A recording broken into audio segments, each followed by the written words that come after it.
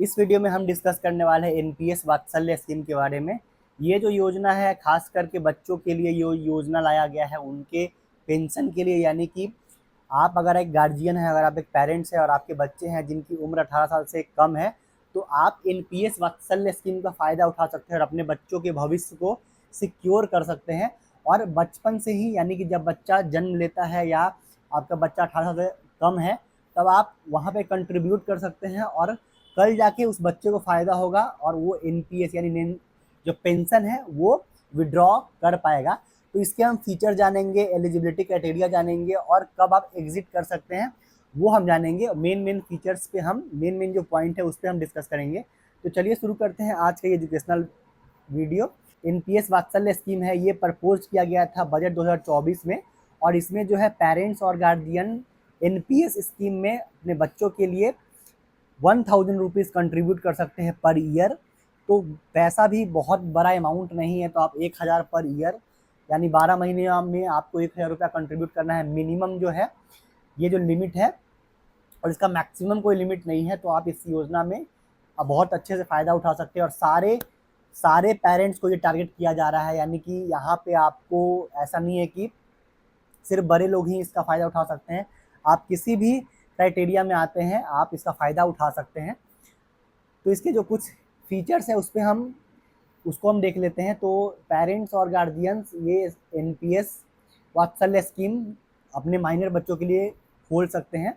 उसके बाद the NPS वात्सल्य account will be operated by the guardian, यानी ये गार्जियन की तरह ऑपरेट किया जाएगा अंटिल जब बच्चा मेजोरिटी हो जाएगा, यानी कि जब बच्चा 18 साल हो जाएगा उसके पहले तक ये जो अकाउंट है वो उनके गार्जियन या उनके पेरेंट्स के द्वारा ऑपरेट किया जाएगा। उसके बाद the central record keeping agency यानी CRA will issue a unique pension retirement account number, यानी प्रान नंबर। जो जब आप एनपीएस अकाउंट खुलवाते हैं तो वहाँ पे ये प्रान नंबर आपको अलॉट किया जाता है, तो वो सेम प्रान नंबर आपको आपके बच्चों के लिए भी इशू किया जाएगा। सेम फीचर है, यानी एनपीएस यानी जो नेशनल पेंशन स्कीम है उसी का ये एक्सटेंडेड वर्जन है और ये बच्चों के लिए, बच्चों के भविष्य के लिए ये योजना है और गवर्नमेंट का एक अच्छा इनिशिएटिव है कि आप सेव करें, आप इन्वेस्ट करें बच्चों के लिए। उसके बाद when a minor attains 18 years, जब बच्चा 18 साल का हो जाएगा तब वो जो अकाउंट है वो एनपीएस टीयर 1 अकाउंट में कन्वर्ट हो जाएगा। जो ऑल सिटीजन मॉडल यानी सारे देशवासियों के लिए जो एनपीएस टीयर 1 अकाउंट है उसमें इसको ट्रांसफ़र कर दिया जाएगा, उसमें इसको शिफ्ट कर दिया जाएगा। और fresh KYC will be carried out, यानी कि जब बच्चा 18 साल का हो जाएगा तो 18 साल होने के 3 महीने बाद आपको एक फ्रेश केवाईसी करना पड़ेगा बच्चे का, जिस बच्चे के नाम से आप ये एनपीएस वात्सल्य स्कीम ओपन करेंगे। The minor can operate the account once he she attains, यानी कि जो माइनर बच्चा है जब वो मेजर हो जाएगा यानी 18 साल के ऊपर हो जाएगा तो वो खुद अपना जो अकाउंट है वो मैनेज कर पाएगा और ऑपरेट कर पाएगा। The minimum contribution of NPS वात्सल्य इज 1000 पर एनम, यानी 1000 रुपया कम से कम आपको हर साल इसमें कंट्रीब्यूट करना है और इसका कोई भी अपर लिमिट नहीं है, यानी कि ऊपर में आप मैक्सिमम कितना भी आप कंट्रीब्यूट कर पाएंगे। The initial enrolment contribution to NPS Vatsalya, यानी कि जब आप अकाउंट ओपन करेंगे उस टाइम जो आपको कंट्रीब्यूशन करना होगा वो 1000 का होगा। उसके बाद the NPS Vatsalya scheme offers partial withdraw and exit option, यानी कि एनपीएस वात्सल्य स्कीम में आपको पार्शियल विड्रॉल भी मिलता है कि बच्चों के पढ़ाई के लिए, उसके मेडिकल एक्सपेंस के लिए, और आपको एग्जिट का भी ऑप्शन मिलता है, वो भी हम आगे चल के देखेंगे। कौन कौन से एलिजिबल है, who is eligible for NPS वात्सल्य। तो यहाँ पे आप इंडियन सिटीजन बिलो 18 ईयर्स यानी 18 साल से कम आपकी एज होनी चाहिए, नॉन रेसिडेंट एनआरआई और overseas citizenship of India individual below 18 years, यानी कि अगर आप एनआरआई भी है या आप बाहर विदेश के ओवरसीज सिटीजनशिप ऑफ इंडिया भी हैं तब भी आप 18 साल से कम उम्र है यानी आप एक माइनर है तो आपके नाम पे ये योजना का लाभ उठाया जा सकता है। पेरेंट्स और guardians of child can open and operate the account on behalf of the minor, यानी पेरेंट्स और गार्जियंस अपने माइनर्स के बिहाफ पे ऑपरेट और इसको खुलवा सकते हैं। पेरेंट्स और guardian will be nominee under the scheme, और पेरेंट्स और गार्जियंस ही इस स्कीम के नॉमिनी होंगे। उसके बाद हाउ टू ओपन, तो ये आप देख लेना उसका डॉक्यूमेंट्स कौन कौन सा इंपॉर्टेंट होता है एनपीएस वात्सल्य स्कीम का। तो आपके लिए आधार कार्ड ऑफ गार्जियन होना चाहिए, date of birth, proof of the minor, यानी जिस बच्चे का आपको अकाउंट खुलवाना है उसका आपको डेट ऑफ बर्थ प्रूफ चाहिए, सिग्नेचर ऑफ द गार्जियन चाहिए, scan copy of passport in case of NRI subscribers. अगर आप एनआरआई है तो आपका एक पासपोर्ट का स्कैन कॉपी चाहिए, scan copy of foreigner address proof, आपका एड्रेस प्रूफ भी चाहिए अगर आप एक फॉरेनर है तो, और scanned copy of a bank proof in case of NRI और ओसीआई सब्सक्राइबर। अगर आप एनआरआई है या आप विदेशी या फॉरेनर है तो उस केस में आपको बैंक का भी स्कैन कॉपी चाहिए। उसके बाद investment choices under NPS Vatsalya, यानी कि इसके अंदर 3 आपको ऑप्शन मिलते हैं कि आप कौन कौन से ऑप्शंस आप खुद से आपको प्रेफर कर सकते हैं। यानी आपके पास 3 ऑप्शन मिलते हैं, 3 चॉइसेस आपको मिलते हैं, जिसमें डिफॉल्ट पहला है डिफॉल्ट चॉइस, जिसमें मॉडरेट लाइफ साइकिल फंड है, यानी कि 50% इसमें आपका जो पैसा है वो इक्विटी में जाएगा।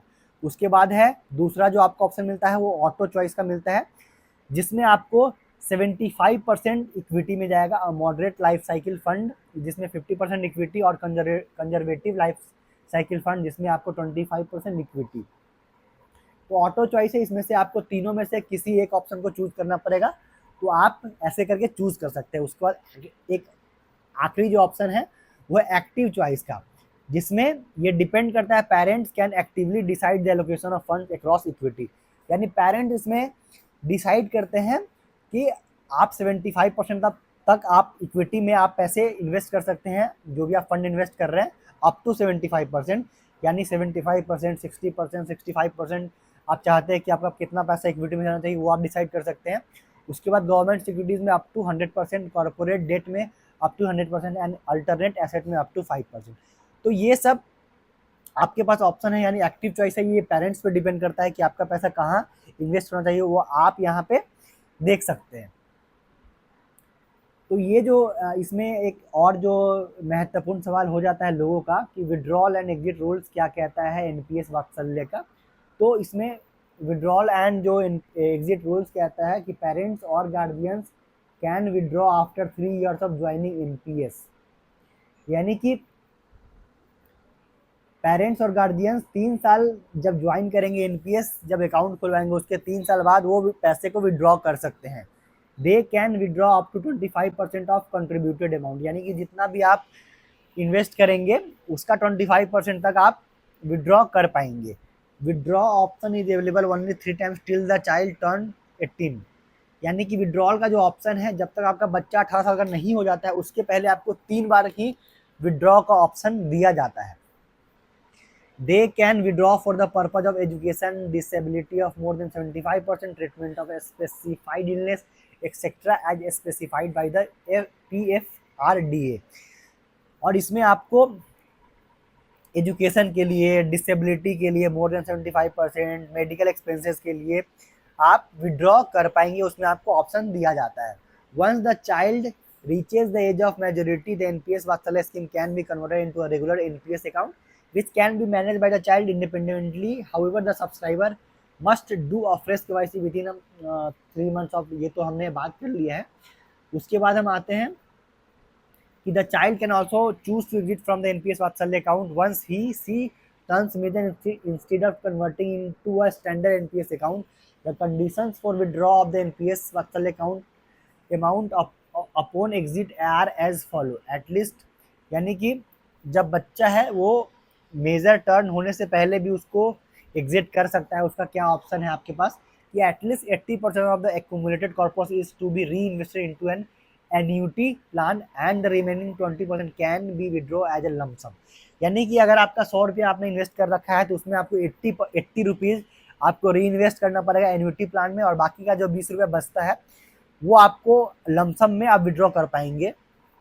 If the accumulated corpus is less than the ₹2.5 lakh, the entire amount can be withdraw as a lump sum, यानी कि अगर आपका जो टोटल जो अमाउंट है वो 2.5 लाख से कम है तो उस 2.5 लाख से कम अमाउंट का टोटल आप पैसा लमसम में विड्रॉ कर पाएंगे। तो वहाँ पे आपको 80% का जो क्राइटेरिया है ये आपको फुलफिल नहीं करना पड़ेगा। In case of unfortunate death the NPS Vatsalya scheme rules are as follow.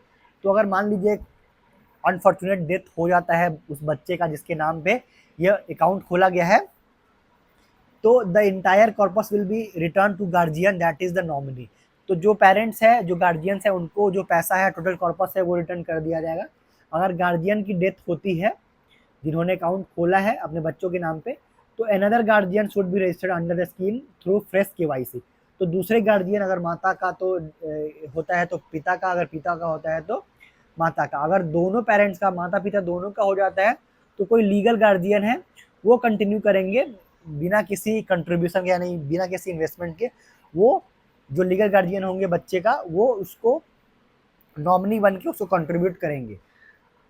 तो ये जो है बाकी है आगे चल के benefits of NPS Vatsalya scheme. तो इसके जो बेनिफिट्स है, बेनिफिट्स काफ़ी है, लेकिन जो गवर्नमेंट का जो मेन फोकस रहा है इस योजना को लॉन्च करने का, कि बच्चों के भविष्य को गवर्नमेंट सुरक्षित करना चाहती है, और यही जो इस योजना का जो मेन पर्पज है वो यही पर्पज है। बाकी वीडियो इन्फॉर्मेटिव लगा तो वीडियो को लाइक कीजिएगा, शेयर कीजिएगा, चैनल को सब्सक्राइब कर लीजिएगा। अगर आपका कुछ सवाल रह गए होंगे एनपीएस वात्सल्य योजना को लेके,